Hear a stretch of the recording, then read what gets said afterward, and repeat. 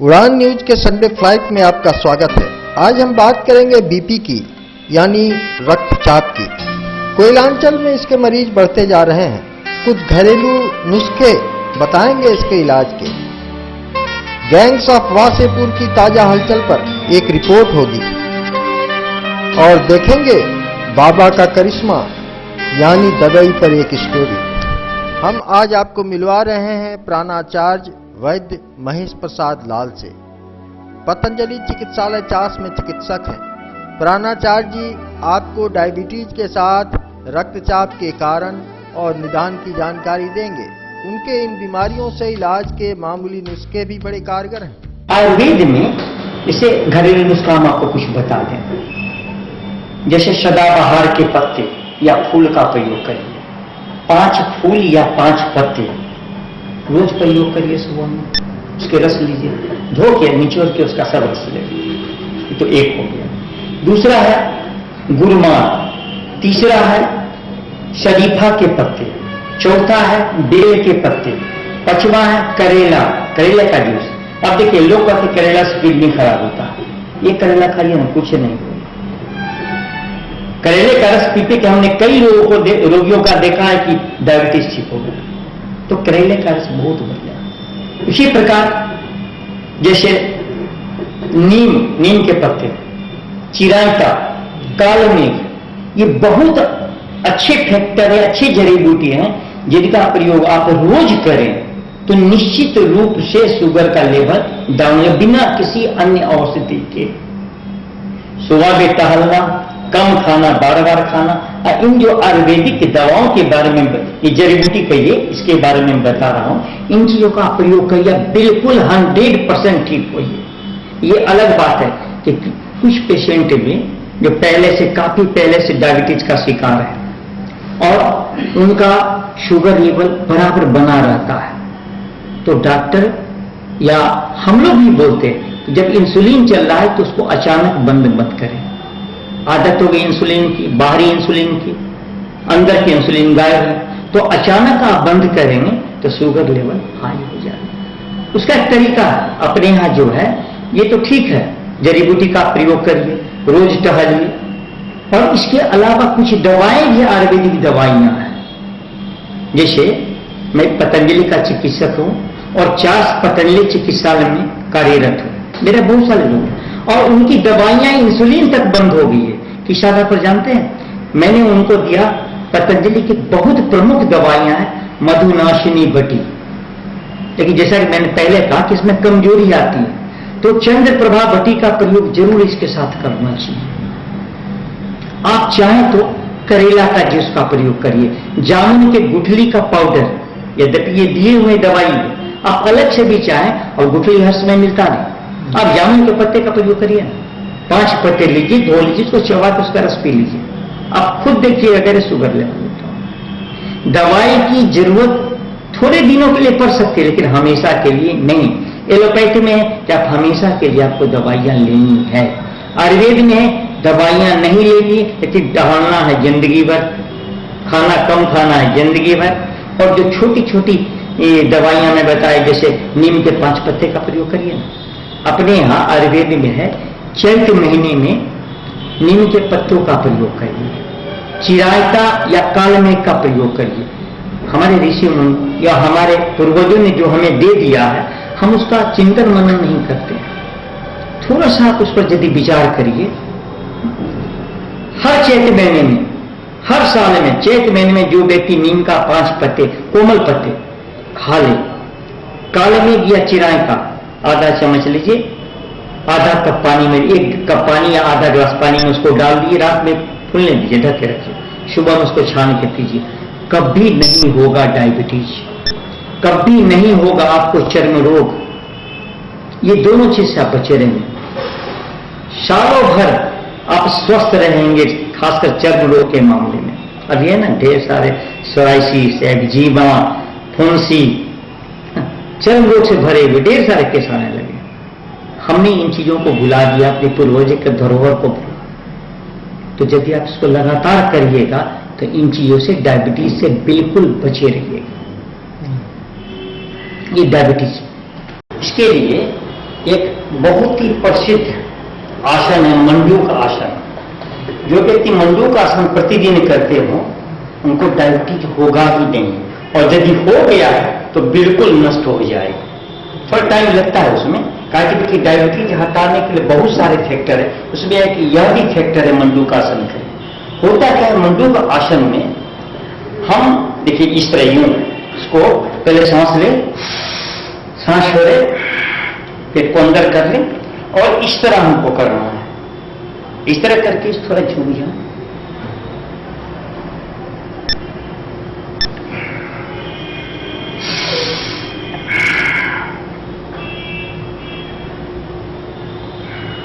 तो ये बार बार जो हम दबाते और छोड़ते हैं तो इससे होता क्या है, पैंक्रियाज एक्टिवेट होता है, इंसुलिन आना शुरू कर देता है। तो ये तो हमारा उद्देश्य है कि इंसुलिन थोड़ा बढ़ जाए ताकि ये डायबिटीज को कंट्रोल कर पाए। तो मंडूक आसन के दो तरीका है, एक तो यूं करिए और दूसरा है कि एक बाएं हाथ पे दाएं हाथ रखिए यूं। फिर देखिए,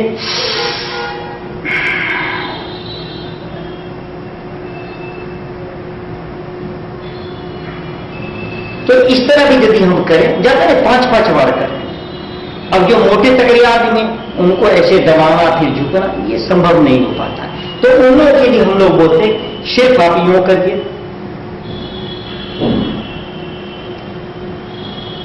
मैंने इसको दबाना फिर छोड़ देना, दबाना फिर छोड़ देना। इसके लिए कपालभाति क्या है? कपालभाति? हाँ बिल्कुल। आप ऐसे तो देखिए, आदमी को स्वस्थ रहने के लिए भस्त्रिका, कपालभाति, अनुलोम विलोम, ये तो तीनों करना ही। भस्त्रिका में क्या होता है कि गहरा सांस लेना है, रोक दिए,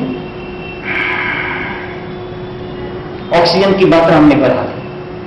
उसी तरह कपालभाति, पेट अंदर सांस बाहर। अनुलोम विलोम में पहले बाएं से लेना है, दाएं छोड़ना है, दाएं से लेना, बाएं छोड़ना, यूं।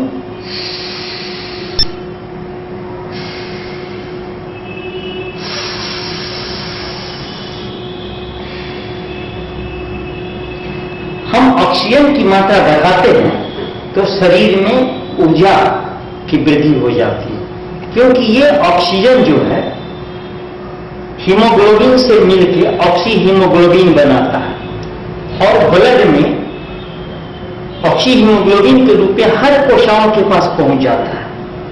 हर कोशिकाओं में एक एक पावर हाउस होते हैं जिसको कहते हैं माइटोकॉन्ड्रिया। माइटोकॉन्ड्रिया में ये ऑक्सीजन पहुंच जाते हैं। माइटोकॉन्ड्रिया में होता है एटीपी, एडिनोसिन ट्राइफॉस्फेट, वहां ये ऑक्सीजन को देते हैं।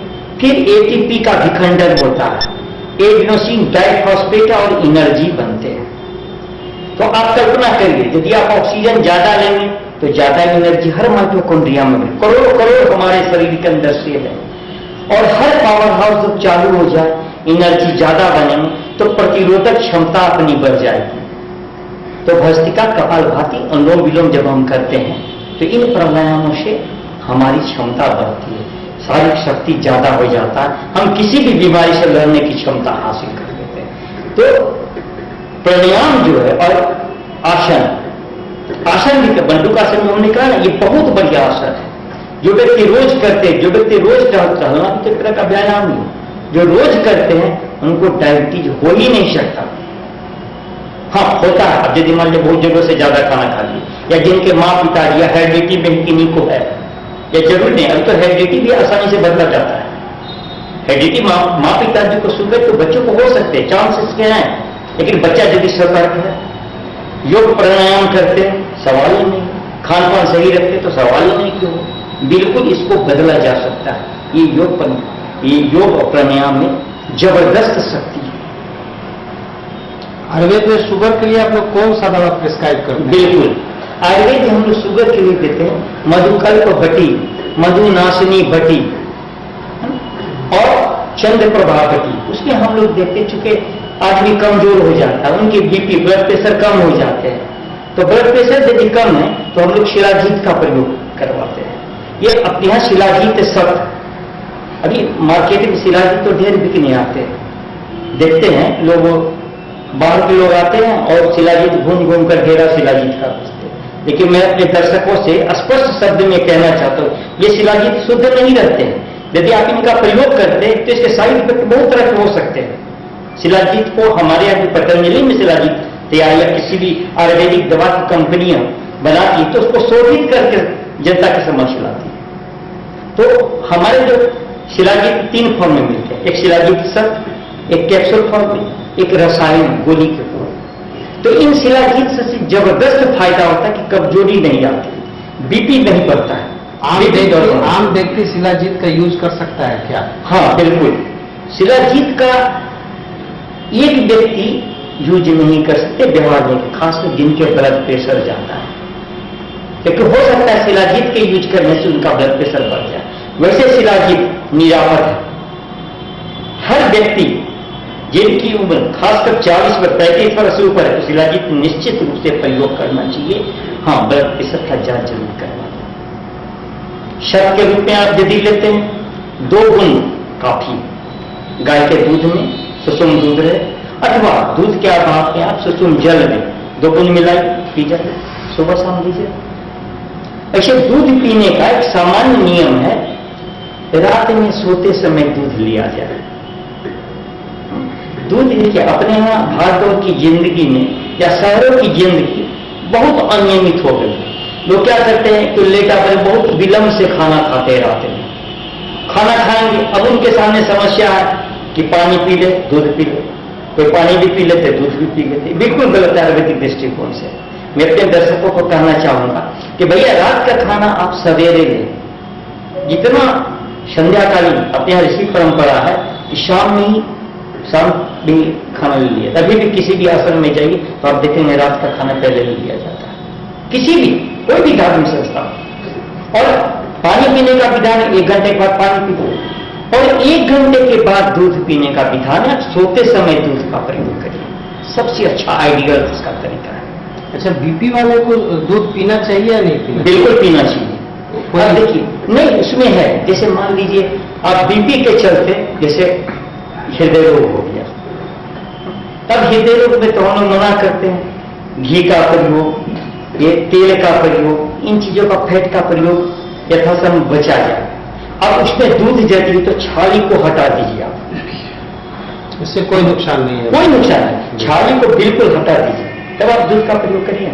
ऐसे जनरल व्यक्ति के लिए हम लोग कहते हैं दूध जरूर पिया जाए। दूध तो हमारा संपूर्ण भोजन है, स्पेशली गाय का मिले तो और अच्छा, भैंस का भी चलेगा। फैट उसमें थोड़ा ज्यादा होता है, उसमें कुछ लोगों को फैट ज्यादा नहीं लेना, मोटे तगड़े लोग तो उनके लिए फैट तो वर्जित है। तो ये दूध जरूर लेना चाहिए, दूध तो बढ़िया है, सात्विक चीज जरूर लेना चाहिए। दूध लेने का जो विधान हमने बताया, और दूध कभी भी ठंडा दूध नहीं लेना चाहिए। दूध को उबाले और जितना जल्दी सहने लायक हो गया, पीने लायक हो गया तो उसको पी ले। ऐसा नहीं कि दूध को रख दिए 4 घंटे के बाद पी ले, ऐसा नहीं होना चाहिए। दूध लेने का एक विधान और है ना, कि यदि मान लीजिए जिन लोगों को अल्सर है, हाँ उसमें है, वह भी कौन सा दूध? फ्रिज का दूध। यद्यपि हम लोग फ्रिज का विरोध करते, फ्रिज का पानी तो भूल से भी नहीं पीना चाहिए। फ्रिज का पानी यदि आप पीते हैं तो घुटने का दर्द बढ़ जाएगा, बहुत सारे साइड इफेक्ट इसके आ जाएगा। आप भले घरे का पानी पी लीजिए, सुराही का पानी पी लीजिए, फ्रिज का पानी नहीं पीना चाहिए। फ्रिज का कोई भी सामान बिल्कुल डायरेक्ट खाना नहीं चाहिए, इसको नॉर्मल टेम्परेचर करिए फिर आप यूज कर सकते हैं। देखिए आयुर्वेद में है बीपी को ठीक रखने बिल्कुल प्राकृतिक उपाय है।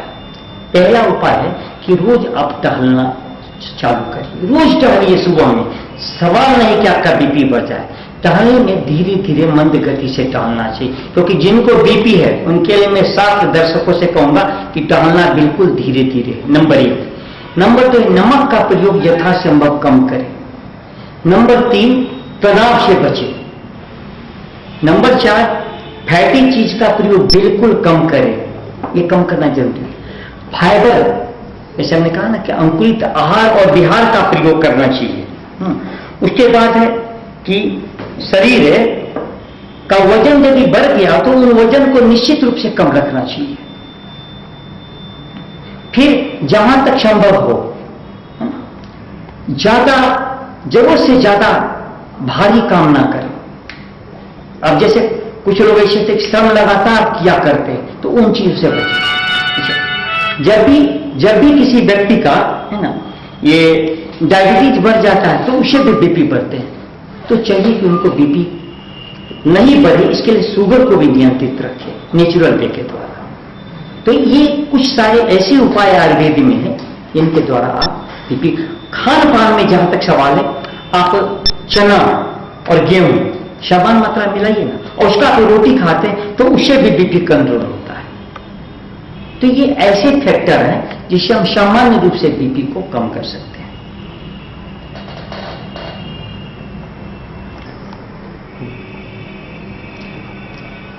एक चम्मच आंवले का रस और 1 चम्मच शहद यदि मिलाकर रोज सुबह में लिया जाए तो बीपी ठीक हो जाता है, कम हो जाता है, नियंत्रित हो जाता है।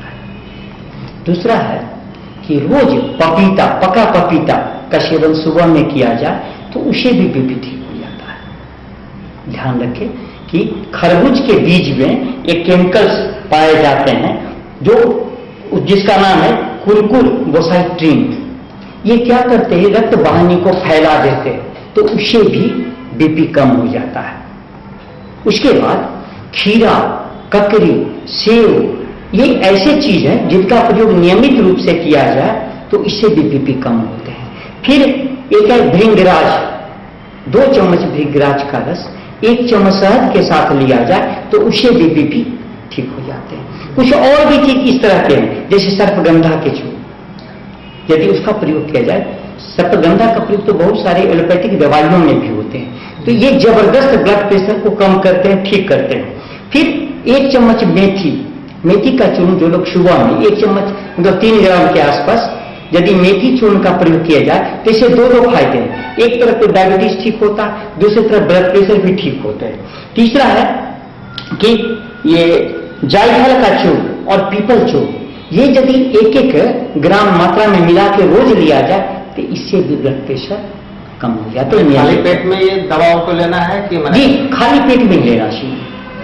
लेकिन मैं बार बार इन चीजों को कहता हूं कि इन चीजों को लेने के साथ साथ आहार विहार पर हमेशा हमको ध्यान देना चाहिए। एक और अच्छा प्रयोग मैं आपको बता रहा हूं, जीरा पाचन के लिए बहुत बढ़िया चीज है। तो आप जीरा ले लीजिए, उसमें मिश्री मिला दीजिए और सौंफ मिला दीजिए, ये तीनों को मिला दीजिए समान मात्रा में, और यदि 1-1 चम्मच छोटा चम्मच से सुबह शाम आप लेते हैं भोजन के बाद तो निश्चित रूप से ब्लड प्रेशर सही रहता है। असल मेन उद्देश्य अपने लोगों का प्रमुख उद्देश्य है कि पेट कैसे साफ रहे, पेट साफ ब्लड प्रेशर साफ। तो ये ऐसे विधियां हैं जिससे हम अपने ब्लड प्रेशर को नियंत्रित रख सकते हैं, सही रख सकते हैं।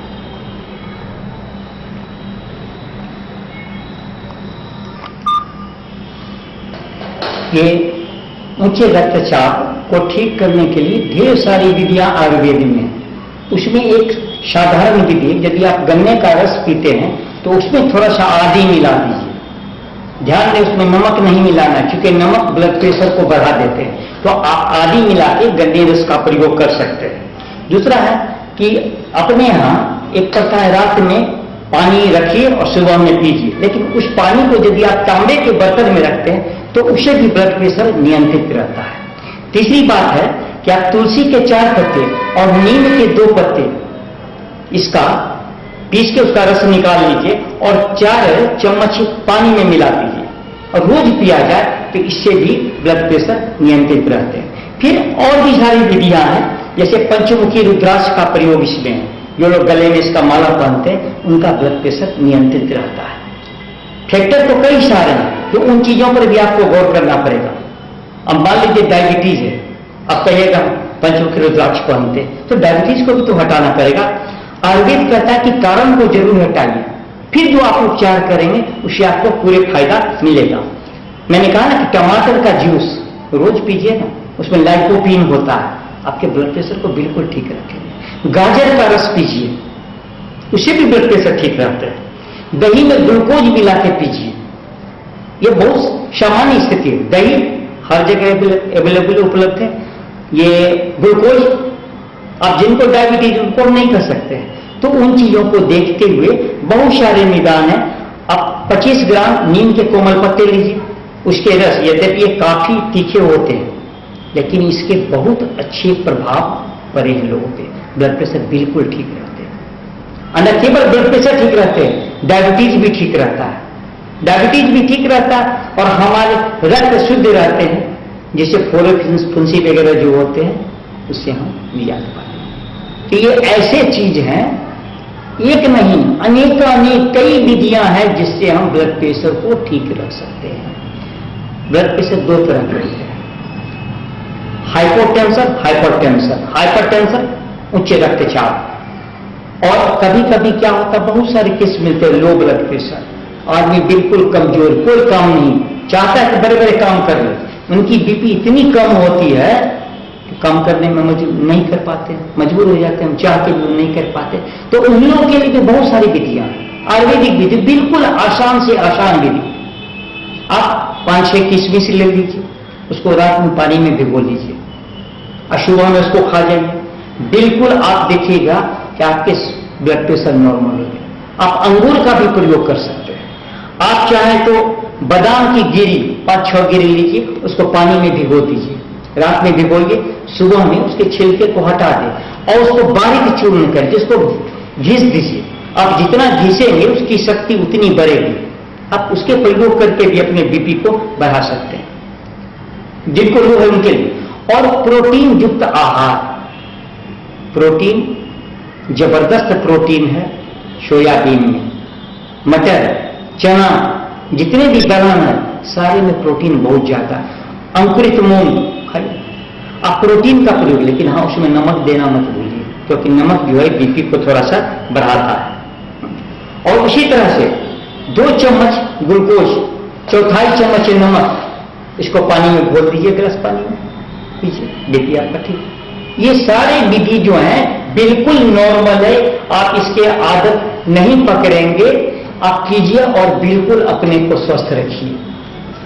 ये ब्लड प्रेशर की बीमारियां हटे। हर व्यक्ति को चाहिए कि नियमित समय में ब्लड प्रेशर का जांच करते रहे, ताकि जो इसके उपद्रव हैं उनसे हम बचे रहें, तनाव से बचे रहे। तनाव से जितने, अब ये स्वामी रामदेव जी बराबर बोलते हैं कि आप कुछ प्राणायाम व्यायाम जो करते हो तो उससे क्या होता है कि ध्यान हमारा बढ़ जाता है, ईश्वर की और बढ़ जाता है, तो उसमें भी होता है शांति मिलती है, तनाव हमारा कम होता है। तो उनके द्वारा भी हम अपने तनाव को कम कर सकते हैं, आसन प्राणायाम व्यायाम के द्वारा, फिर तो हमारा बीपी ठीक रहेगा।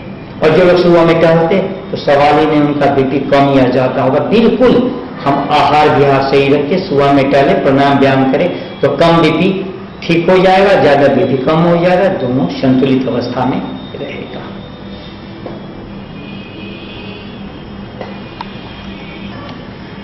दर्शकों, आज बस इतना ही। अपना एक आयुर्वेद का लक्ष्य है, सर्वे भवन्तु सुखिनः, सर्वे सन्तु निरामया, सर्वे भद्राणि पश्यन्तु, मा कश्चित् दुःख भाग् भवेत्। आज इतना ही, अगले बार इसी समय पुनः हम उपस्थित होंगे नए रोग और नए उसके निदान के साथ। ओम। ददई नहीं, यह आंधी है और न जाने कितने ही नारे और तेवर वही 5-7 साल पुराने।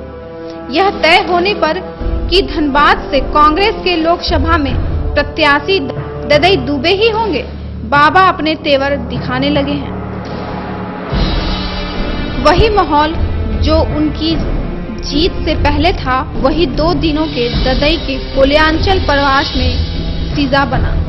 लगा कि ददई मंत्री बनकर कहीं धनबाद से लोकसभा चुनाव जीतकर जश्न मना रहे हैं। कोयलांचल धनबाद की मुख्य सड़कों से लेकर जीटी रोड तक ददई दुबे के चुनाव प्रचार से जाम हो गया।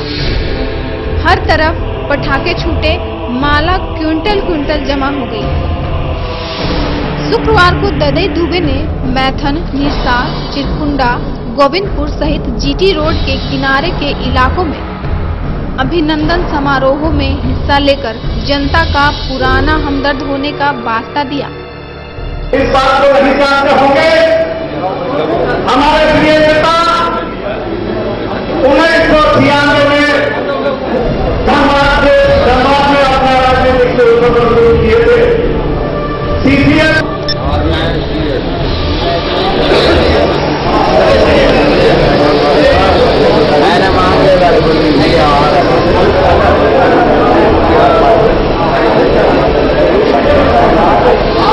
सभी लोग का हो गया मामला, सरकार हो गया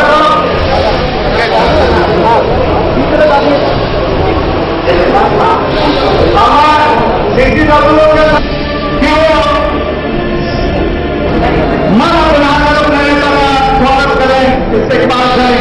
आइए सुबह की सम्मान करते हुए साथियों,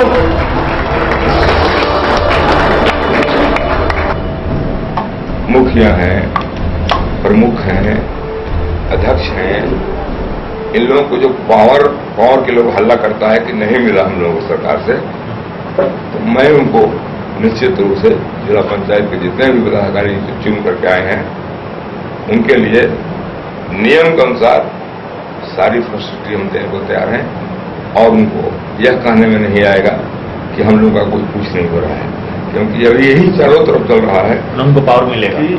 हाँ, पावर मिलेगा उनको।